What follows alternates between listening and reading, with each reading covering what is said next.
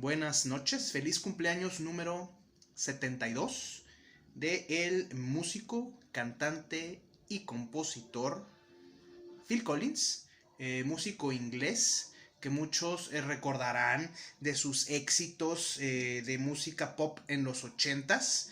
Algunos lo reconocerán por su grabación en el soundtrack de la película de dibujos animados Tarzán.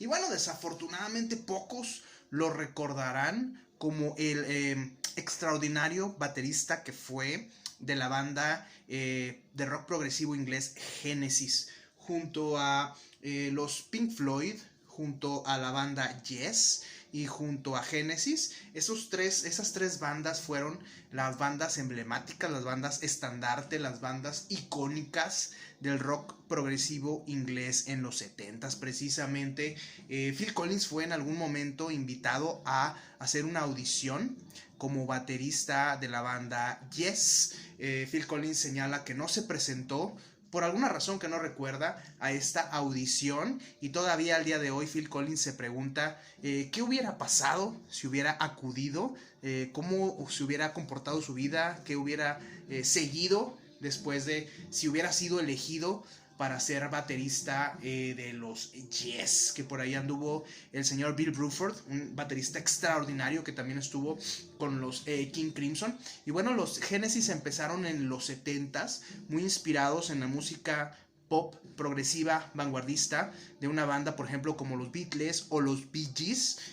Publican su disco From Genesis to Revelation, que es su disco debut, un disco que me gusta bastante, pero que sin duda no está muy en la línea de los discos que más adelante harían populares o harían muy famosos a los Genesis. Tenemos, como les digo, un sonido muy parecido a la época del Rubber Soul o de los primeros discos de los Bee Gees, cuando los Bee Gees todavía no eran una banda de música disco, como lo fueron a finales de los 70s. La banda comenzó, ya que se unió al grupo Phil Collins, comenzó a tener un sonido más duro. Vinieron discos como el Trespass o como el Nursery Crimes, en los que la banda, liderados por el vocalista principalmente, Peter Gabriel, comienza a aflorar una personalidad bastante excéntrica, muy en la línea de lo que hacía en sus inicios Syd Barrett, que en algún momento fue el líder de la banda Pink Floyd. Y bueno, se empiezan a orientar más hacia lo que es el mundo del rock and roll progresivo, complejo, con algunos manejos interesantes del ensamble vocal que hacían Peter Gabriel y Phil Collins. Y después se agrega el guitarrista Steve Hackett a la banda, que ya contaba en aquel tiempo con el tecladista Tony Banks, con el bajista y guitarrista Mike Rutherford. Bueno, y obviamente Peter Gabriel y Phil Collins, se agrega Steve Hackett como guitarrista. Y bueno, Hackett sería responsable de convertirse en un guitar hero de aquella época, en un personaje con unas técnicas bastante avanzadas. Muchos dicen que él empezó el tema del tapping en la guitarra, y bueno, que sería inspiración de personajes precisamente como Eddie Van Halen, que a finales de los 80s haría del tapping su firma personal, por así decirlo, pero que muchos atribuyen a el señor Steve Hackett, que solía tocar sentado, igual que Robert Fripp de los King Crimson. Solía tocar sentado en una esquina del escenario, no le gustaba mucho el tema del show, pero obviamente pues Genesis no lo necesitaba. Tenían al señor Peter Gabriel, que era todo un espectáculo visual, con los disfraces que utilizaba. Decía él que en ocasiones los pasajes musicales, había muchos pasajes musicales en los que él no cantaba y no sabía qué hacer, y bueno, se le vino a la mente pintarse, se le vino a la mente usar disfraces, se le vino a la mente hacer casi una puesta teatral en cada uno de los temas. Y bueno, de ahí fue que Genesis se comenzó a convertir en una banda bastante extravagante, bastante famosa, y obviamente se convertiría en un fenómeno en Inglaterra. Tardaría tiempo en llegar a los Estados Unidos, y bueno, sería una influencia muy perdurable en la música progresiva de ambos lados del Atlántico, e incluso se dice que su influencia llegaría al llamado Britpop de ahí de los 90s. Ya para mediados, bueno, más bien dicho, para años 72, 73, ya Genesis tenía discos importantísimos, como lo es el Foxtrot, uno de mis discos favoritos, Selling England by the Pound, que es otro de mis discos favoritos, y el disco que los consagraría como el gran fenómeno, The Lamb Lies Down in Broadway, que sería prácticamente el disco en el que la personalidad extravagante de Peter Gabriel se hace totalmente del protagonismo del grupo. Y bueno, esto obviamente crea una cierta fricción. La banda quería, después de este disco doble, en el que por ahí hace algunos trabajos de producción Brian Eno, precisamente la banda conoce a Brian Eno, hace por ahí algunos de su magia, de lo que le llamaban la enosificación del sonido. Y bueno, en ese entonces la banda entra en una disyuntiva entre concentrarse nuevamente en la música de la época del Selling England by the Pound, concentrarse en la música o seguir el estilo teatral, dramático, extravagante de Peter Gabriel. Finalmente la banda decide dividirse. Peter Gabriel deja a la banda.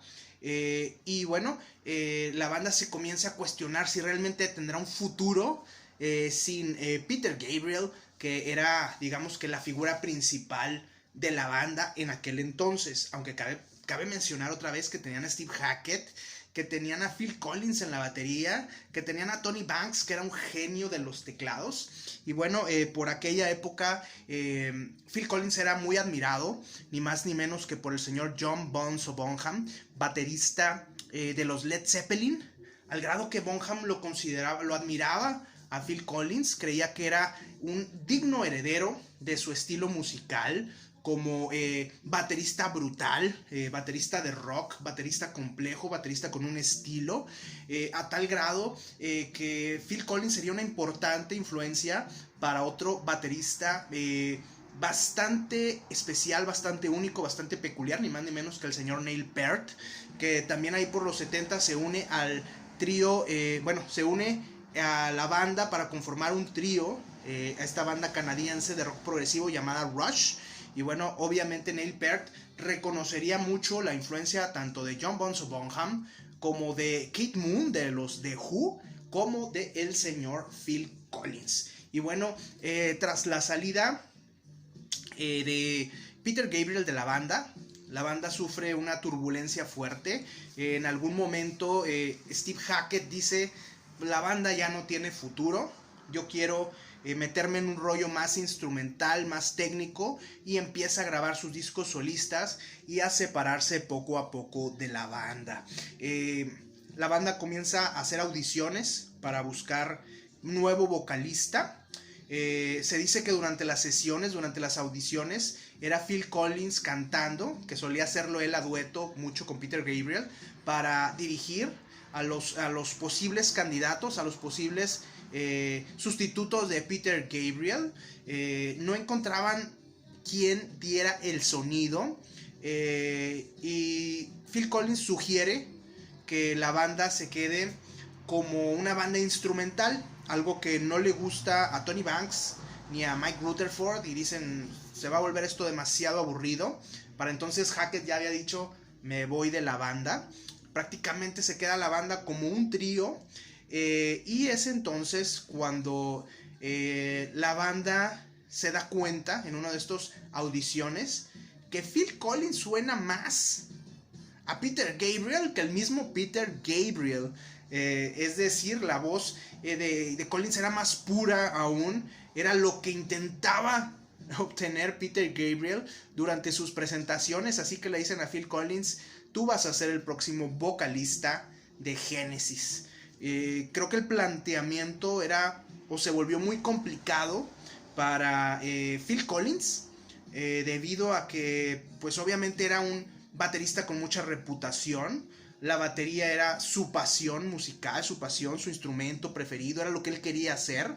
Y bueno, si él insistía en permanecer como baterista de la banda y se negaba a ser el cantante, prácticamente le estaba poniendo fin a la banda, a Genesis.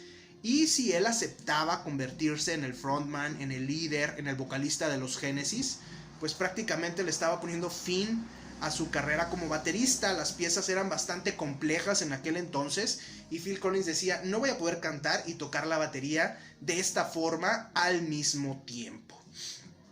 Finalmente Phil Collins decide seguir con que la banda siga, toma el puesto de estar detrás de la batería, se va al frente, a estar al frente de la banda, a lanzarse como el vocalista de la banda. Por ahí contratan a un baterista para que lo sustituya. Obviamente ya no estaba Steve Hackett, ya no estaba ya no estaba Phil Collins en la batería. Entonces va evolucionando la música de los Genesis. Phil Collins dice, si voy a estar al frente de la banda, voy a empezar a imponer nuevas ideas, voy a empezar a imponer más experimentos musicales. En aquel entonces Phil Collins estaba muy clavado con la música soul y con la música rhythm and blues. Le encantaba escuchar a los Parliament Funkadelic, le encantaba escuchar a los Earth, Wind and Fire, le encantaba escuchar a los Jackson 5 y obviamente le encantaba todo lo que era el ambiente, la música, la escena experimental de sus amigos Robert Fripp, Brian Eno, Peter Gabriel. Le encantaba este rollo a Phil Collins y bueno, él en su mente empieza a concebir un concepto en el cual dice, bueno, quiero que Genesis empiece a sonar así, obviamente conectando un poco ya con las ideas más modernas, postmodernas del post-punk. Y bueno, es ahí cuando se encuentra con mucha resistencia obviamente por parte de Mike Rutherford y por parte de Tony Banks, que le dicen, olvídalo, Genesis es de esta forma.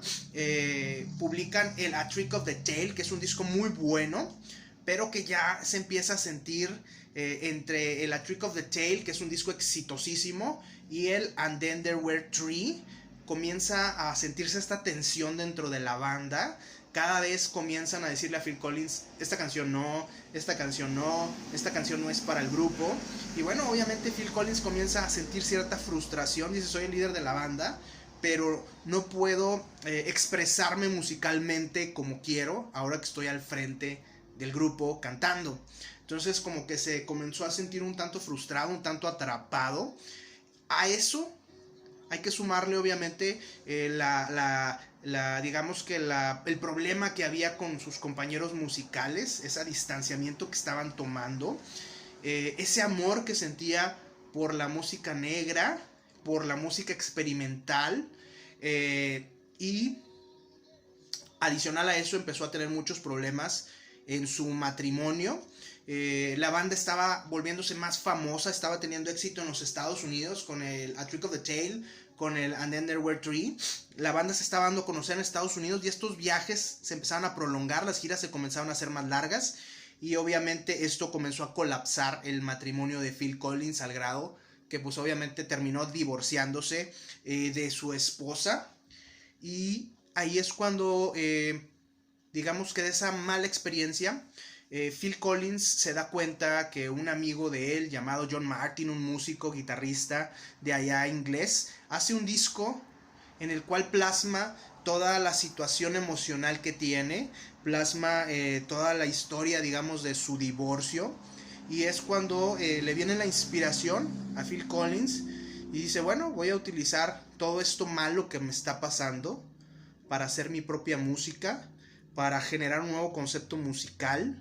Ya no solamente voy a ser un cantante ni un baterista, me voy a convertir en un compositor, porque hasta entonces Phil Collins decía, yo no sé componer, no sé tocar instrumentos, solo sé pegarle a la batería. Dicen que la batería es de los instrumentos menos musicales que existen, por así decir. Entonces Phil Collins dice, bueno, ya soy cantante, ya soy baterista, ahora quiero ser compositor al estilo de Peter Gabriel, al estilo de Brian Eno. Entonces así es como comienza de alguna manera Phil Collins a crear en su mente el concepto musical que quería.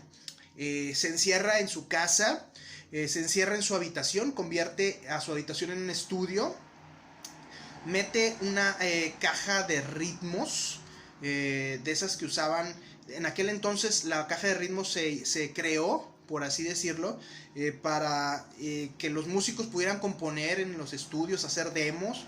Obviamente no se pretendía que estas cajas de ritmos fueran usadas como instrumentos musicales, aunque personajes precisamente como Marvin Gaye empezaría a usarlas. Ya más tarde, en los 80s, muchos grupos de hip hop o de rap empezarían a usarlas. Y bueno, de alguna manera este sería el instrumento musical que Phil Collins diría: voy a empezar a grabar junto con esta caja de ritmos, y adicional un pequeño sintetizador. Y bueno, dijo Phil Collins: con esto voy a hacer mi disco. Va a ser un disco que va a ir más allá de lo instrumental, va a ser muy emotivo, va a ser muy en la onda ambient, de cuando había tocado en el Another Green Day del señor Brian Eno, un discazo. Y bueno, también dice: quiero más o menos aplicar las técnicas de sonido que vi en el disco 3, en el llamado disco Melt de Peter Gabriel. Entonces, en base a esto, comienza a idear cómo va a ser el concepto, cómo va a ser el disco, cómo va a sonar. El disco se va a llamar Face Value y va a ser publicado en 1981. Inicialmente Phil Collins pensó en George Clinton, el líder de los Parliament Funkadelic, para ser productor. Y después dijo: bueno, no, voy a usar a Maurice White, el líder de los Earth, Wind and Fire. Y después dijo: no, voy a usar a Hugh Padgham, que fue junto a Steve Lillywhite el productor de este disco 3 o Melt de Peter Gabriel. Entonces dice: voy a utilizar a Padgham para que me dé ese sonido moderno, que me dé ese sonido experimental, que me dé ese sonido diferente. Y también voy a utilizar al productor Lick Launay. Lick Launay fue el productor del disco Flowers of Romance de la banda Public Image Ltd. Limited, que sería la banda del ex Johnny Rotten de los Sex Pistols, ya convertido en John Lydon, junto a el guitarrista, no recuerdo el nombre, Akeem Levine, que falleció recientemente. Ya para entonces ya Wobble, el bajista del grupo, ya los había dejado. Y junto a Nick Launay convierten este disco Flowers of Romance en un disco de pura percusión durísima. Muchos dirían que es como el Metal Machine Music de Lou Reed, un disco lo menos comercial que se puedan imaginar, totalmente anticomercial. Y Launay se convertiría en productor de bandas como The Birthday Party, y le produciría algunos discos, si no mal recuerdo, a Nick Cave, y en la versión cuando eran los Grinderman, también de Nick Cave. Por ahí Launay se convierte en un productor muy importante. Entre Padgham y Launay crean este sonido, crean precisamente este ambiente musical en el que Phil Collins vierte todo su tema emocional que tenía, vierte ese interés que tenía por el minimalismo. Por cierto, mañana 31 de enero cumpleaños el maestro del minimalismo, Philip Glass, y también ese sonido de otro planeta que quería integrar Phil Collins en su grabación. Así convierte el Face Value en un disco minimalista de sintetizadores, con unas baterías fuera de este planeta y con la voz procesada a través de sintetizadores de Phil Collins. Y diría Phil Collins que Face Value es un disco de corazón roto, de rompimiento de corazón.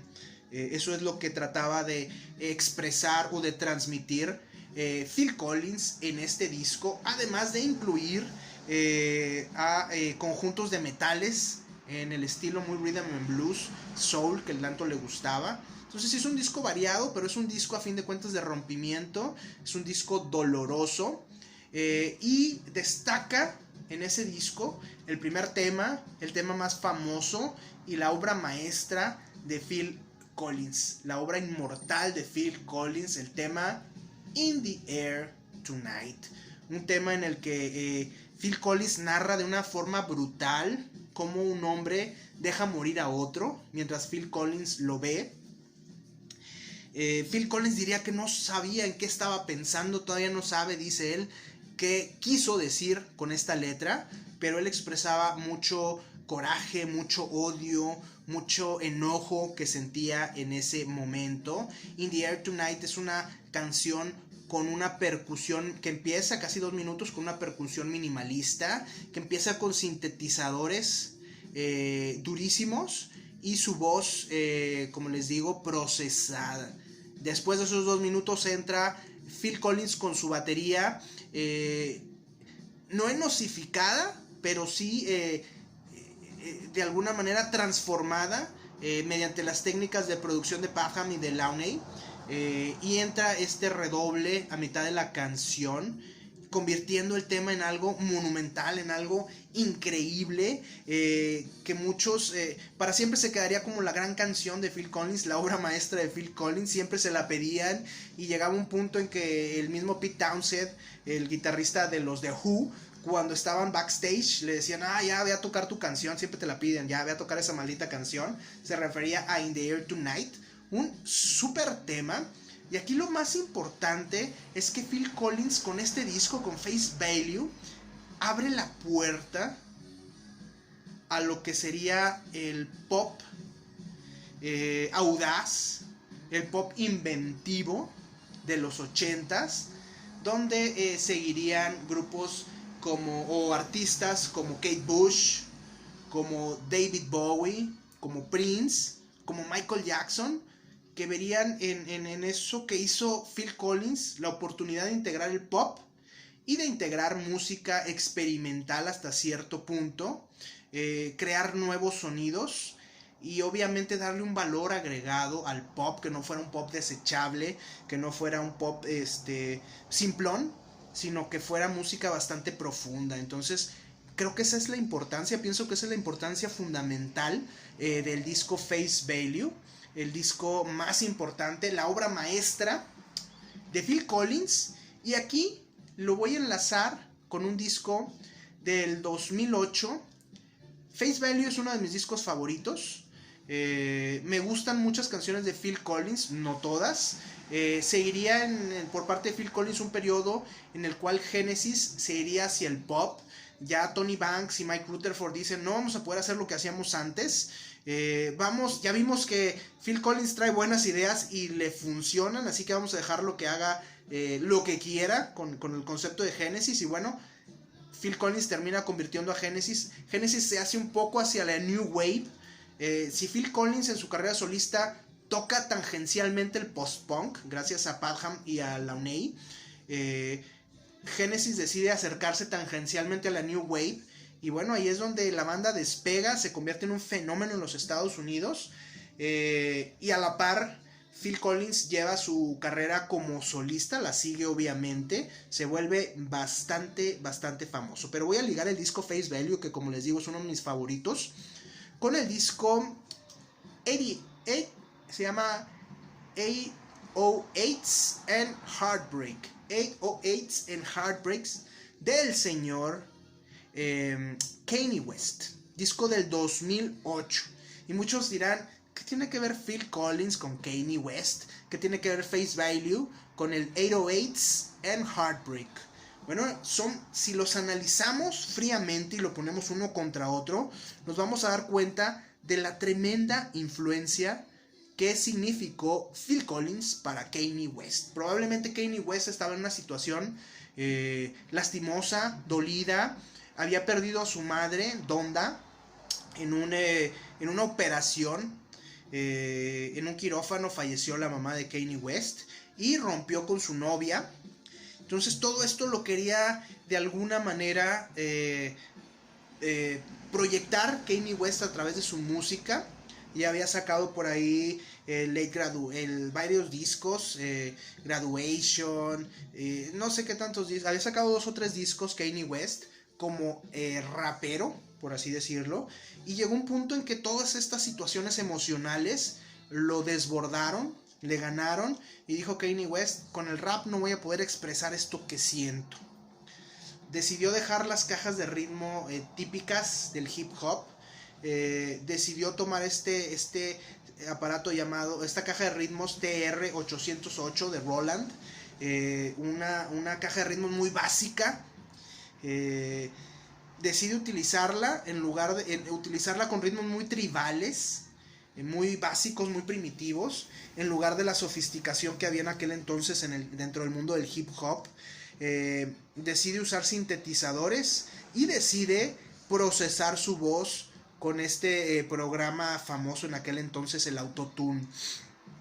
Kanye West decide que esta caja de ritmos TR-808, por eso el disco se llama 808, decide que el sonido de esta caja de ritmos más el Autotune son el sonido característico de un rompimiento de un rompimiento de corazón.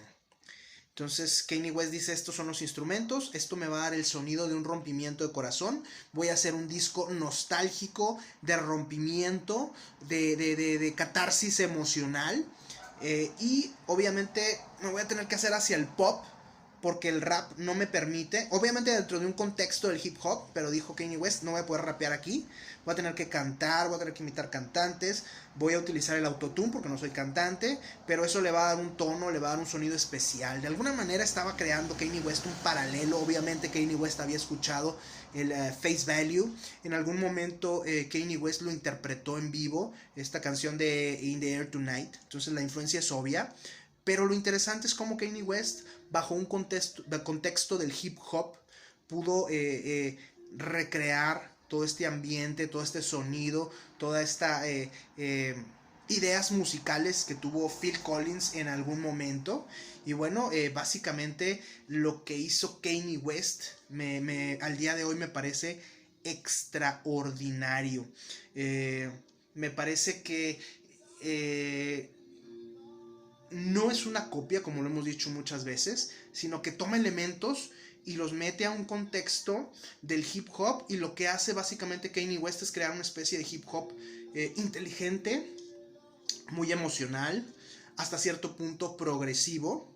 Pero Kanye West no lo hace solo, se hace así como Brian Eno decía, yo no soy músico, y utilizó la inteligencia de productores como el gran Chris Thomas. Kanye West dice, yo no soy músico, no sé componer, no sé tocar ningún instrumento. Entonces Kanye West se apoya con el músico, productor Mike Dean. Mike Dean es un personaje muy curioso, había sido director musical de Selena y los Dinos, había producido varios discos de hip hop de bandas tejanas, de hip hop tejano, sureño. Muy extraño porque normalmente el hip hop se concentraba en la costa oeste en Los Ángeles, o en la costa este en Nueva York. Y bueno, en el sur se estaba creando un nuevo estilo musical. Y bueno, Mike Dean ahí empezó su carrera como un productor bastante subterráneo, un cuate extrañísimo. Mike Dean es blanco, sin embargo los hip hoperos, los raperos le tienen una reverencia enorme. Y bueno, Mike Dean es un cuate que está muy clavado con la música de King Crimson, con la música de Vangelis, con la música de Pink Floyd, con la música de ELP, con la música de Yes. Y sin embargo, su capacidad, su inteligencia musical, su capacidad de tocar instrumentos, sin duda lo hizo alguien imprescindible en la producción de aquellos discos de hip hop. Y bueno, Kanye West lo ve, lo jala, y Mike Dean se convierte prácticamente en el músico realmente que traduce todas las ideas, todos los conceptos creativos de Kanye West, los traduce a un disco. Entonces, diría Mike Dean que su disco favorito es el Dark Side of the Moon de Pink Floyd.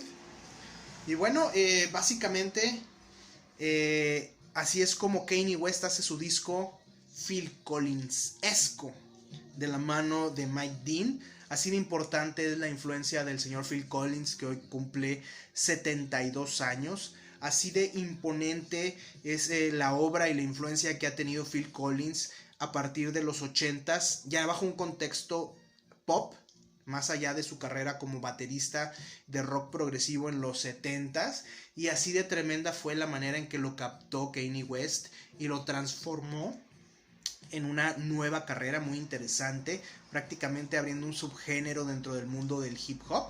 Bueno, más o menos ahí es donde se entrelazan las historias de estos dos personajes, muy interesante. Hay un disco llamado Donda del señor Kanye West, en donde prácticamente elimina los sonidos, los ritmos, se mete con puro sintetizador durísimo gracias a Mike Dean. Y yo me pregunto qué hubiera pasado.